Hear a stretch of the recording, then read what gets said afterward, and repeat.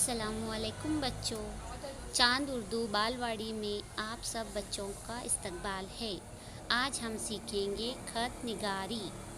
एक नुक्ता, दो नुक्ते, तीन नुक्ते, खड़ी लकीर,